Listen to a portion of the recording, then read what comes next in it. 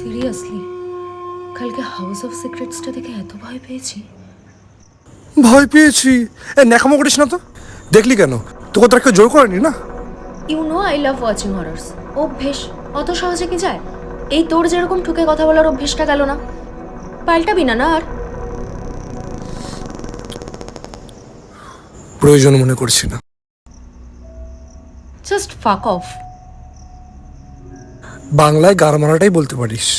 ওই ফাক অফটা না কেমন খিস্তির মধ্যে মিষ্টি মেশানো মনে হয়।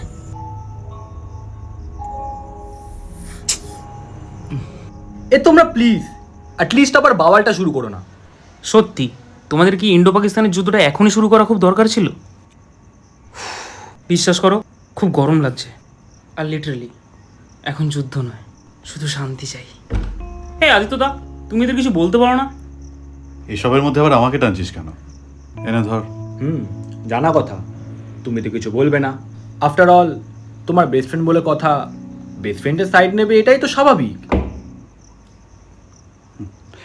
দেখ, আমি ডানেও নেই, আমি বাঁয়েও নেই, আমি নির্দল। ইয়েপ। ইয়প। তুমি না সায়েন্সের professor, and you are still working on your research paper, right? তাতে কি হয়েছে? না মানে দেখো, তোমার কিন্তু কোনোভাবে ডিপ্লোম্যাটিক থাকাটা কোনোভাবেই শ্যুট করে না।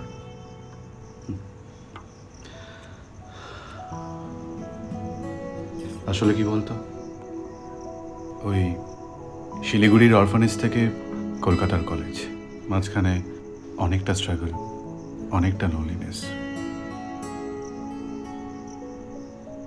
সঙ্গে বলতে তেমন কেউই ছিল না। তারপর তোরা এলি জীবনে।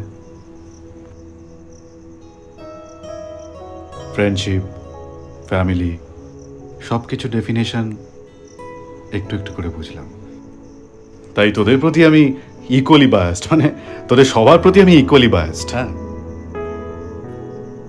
তুই আমাদের ছাড়া থাকতে পারবি না না?